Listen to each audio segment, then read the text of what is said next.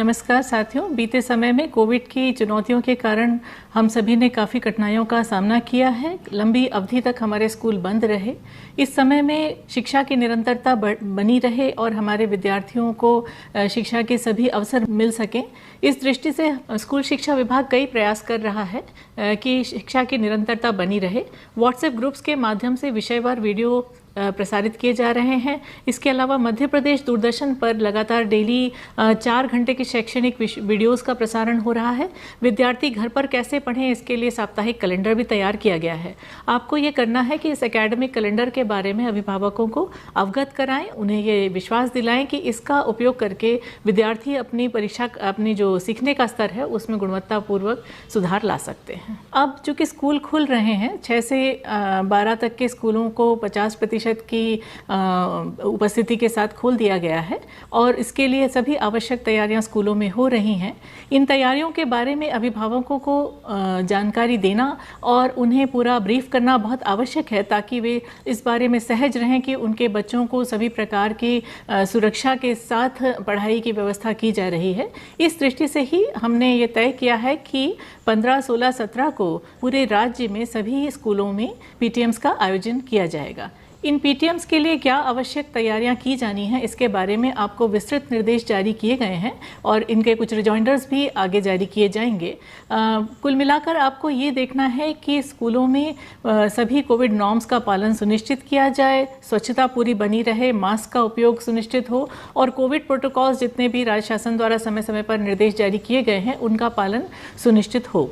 हमारे अभिभावकों के मन में ये कॉन्फिडेंस होना चाहिए कि उनके बच्चों को स्कूल में सभी नॉर्म्स का पालन करते हुए शिक्षा की व्यवस्था की जा रही है। टॉयलेट्स की स्वच्छता, सभी प्रकार के जो भी नॉर्म्स हैं उनको फॉलो करना और उसको कैसे पेरेंट्स को कॉन्फिडेंस आना चाहिए, ये ध्यान में लाना हमारे लिए ज़रूरी है। तो एक बात तो यह है कि पीटीएम्स के पहले आपको इन चीज़ों को सुनिश्चित करना है। पीटीएम्स के बारे में अभिभावकों को व्हाट्सएप ग्रुप्स के माध्यम से, फ़ोन के माध्यम से और भी जिन तरीक़ों से आप व्यक्तिगत संपर्क कर सकें, इन माध्यमों से हमारे अभिभावकों को सूचना देना है। रोस्टर के हिसाब से विद्यार्थी के अभिभावक को कब आना है, ये उन्हें पर्याप्त सूचना पूर्व से होना चाहिए। तो ये आपको एक जिम्मेदारी का निर्वाह करना है। इसके अलावा जो शाला परिसर है उसको जितना आप आकर्षक बना सकें, स्वच्छ बना सकें, बोर्ड पर समुचित संदेश आप लिख सकें, ये तैयारियां भी आपको करनी है। इसके अलावा जो अलग अलग कक्षावार जो पैम्फलेट्स दिए गए हैं उनका वितरण भी किया जाना है।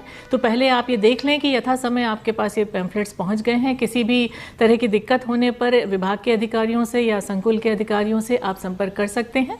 ये पैम्फलेट्स सभी अभिभावकों को दिए जाना है और उन्हें ये प्रेरणा भी देना है कि इन पैम्फलेट्स को वो अपने घर में किसी दीवार पर एक अच्छे स्थान पर लगा दें, ताकि ये सुरक्षित बने रहें और इसमें जो निर्देश दिए गए हैं अभिभावकों के लिए या शिक्षकों से जो अपेक्षा की गई हैं, इसकी जो जानकारी है वो उनको हमेशा एक रेडीनेस में उनके सामने रहे। जो जानकारी आपको पीटीएम के दौरान देना है उसमें एक तो ये बताना है कि पाठ्यक्रम क्या रहेगा, उसमें क्या क्या कटौतियां की गई हैं ताकि बच्चों को अनावश्यक बर्डन ना हो।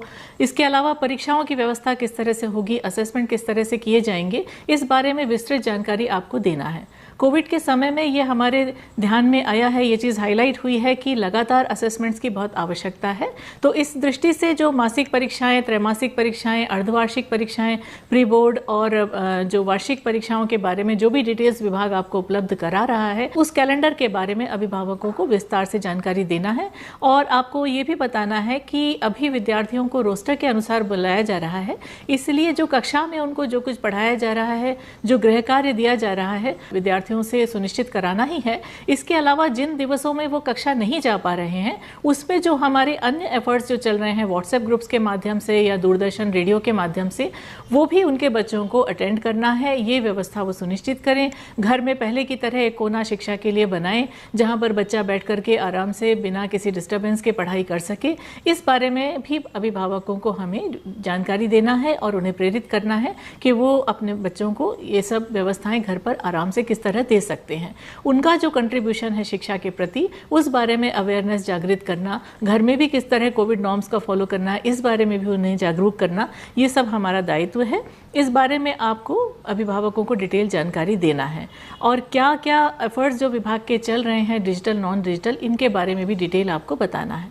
इसके अलावा इस वर्ष ये महत्वपूर्ण है कि नवंबर में नास परीक्षा है, आप सभी जानते हैं, जो एक तरह का असेसमेंट होता है, परीक्षा जो सीखने का स्तर है उसके बारे में असेसमेंट होता है। कक्षा 3, 5, 8 और 10 के विद्यार्थी इसमें भाग लेते हैं।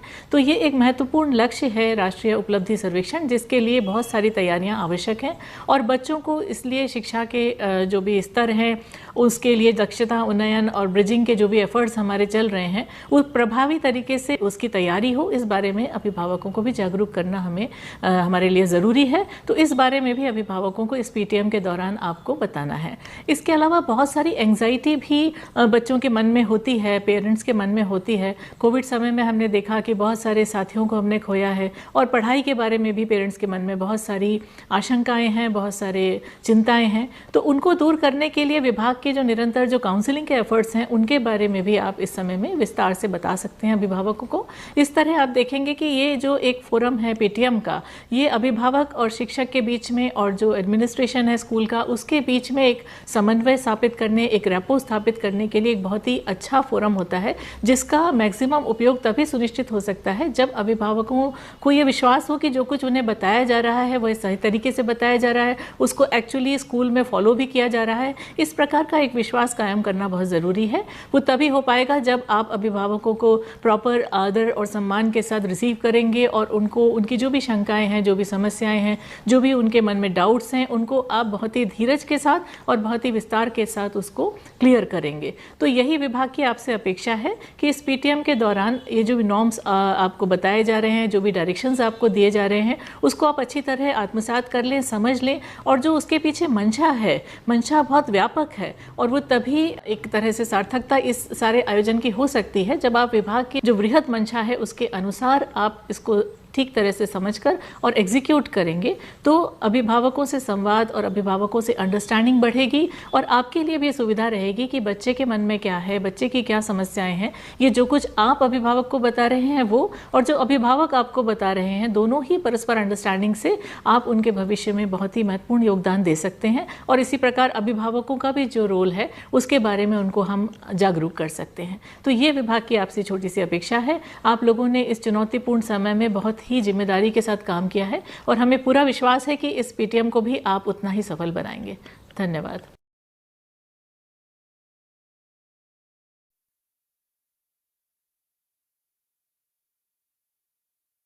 मध्य प्रदेश के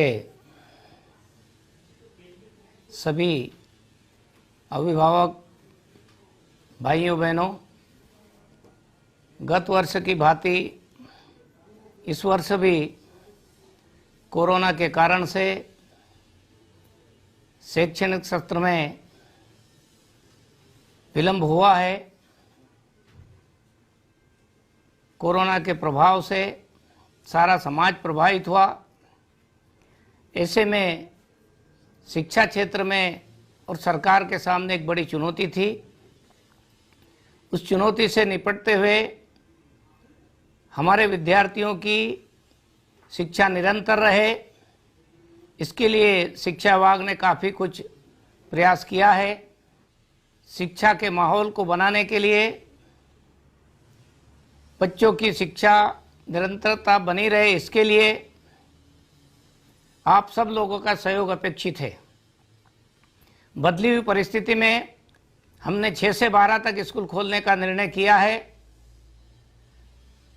50% उपस्थिति के साथ का निर्णय किया है। बच्चे आ रहे हैं, कम संख्या में आ रहे हैं, लेकिन उत्साह के साथ आ रहे हैं।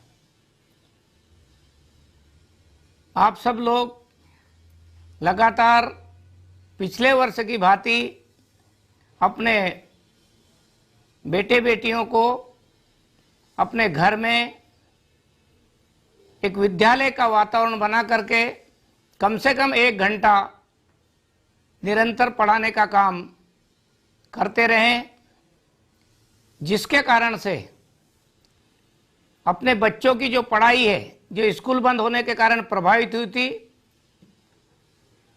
उस कमी को हम पूरी कर सकें। पालक और शिक्षक और विद्यार्थी मिलकर के कोरोना से बचना भी है, और पढ़ाई भी पूरी करना है। इस संकल्प को साकार करने का काम सामूहिक है, सभी के प्रयास से होने वाला है। हमारे प्रदेश के माननीय मुख्यमंत्री जी ने अथक परिश्रम करके और कोरोना की बड़ी लड़ाई में समाज को साथ में खड़ा करा है। कोरोना के काल से हम निकले, लेकिन अभी चुनौती समाप्त नहीं हुई है। इसलिए कोरोना प्रोटोकॉल का पालन करते हुए हम स्कूलों को प्रारंभ तो किया है, लेकिन उनकी पढ़ाई की निरंतरता और अच्छी बनी रहे, उसके लिए 15 और 16 सितंबर को पूरे मध्य प्रदेश के सभी स्कूलों के अभिभावक, टीचर्स एक बड़ी बैठक करने वाले हैं, अपने अपने विद्यालयों में करने वाले हैं, ताकि आगामी सत्र में स्कूल शिक्षा विभाग ने क्या तैयारी की है, कैसे हम बच्चों की पढ़ाई पूरी करा पाएंगे और उसमें परिवार के लोगों को किस प्रकार से सहयोग प्रदान करना है। क्योंकि हम सबको अगले साल हमारे बेटे बेटियों का रिजल्ट अच्छा लाना है और मध्य प्रदेश का शिक्षा की गुणवत्ता को बरकरार रखते हुए आगे बढ़ने का संकल्प लेना है। इसलिए मेरी सभी अभिभावकों से, भाइयों से, बहनों से प्रार्थना है कि 15 और 16 सितंबर 2021 को अपने अपने विद्यालयों में जो होने वाली बैठकें हैं उसमें जरूर उपस्थित हुए, शिक्षकों के साथ संवाद कायम करें, विद्यालय के साथ संवाद कायम करें, ताकि हम अपने विद्यार्थियों की पढ़ाई अच्छे से निरंतर रखें, ज़्यादा से ज़्यादा उनकी शिक्षा पर ध्यान दे सकें। हमारी सबकी मिलकर के सामूहिक जवाबदारी है, सब लोग मिलकर प्रयास करें। हमारे शिक्षक साथी भी सभी लोग इस व्यवस्था में जुटे हुए हैं, उनके साथ तालमेल करके हम इस व्यवस्था को और सुदृढ़ करने के लिए मैं आपसे अपील करता हूं।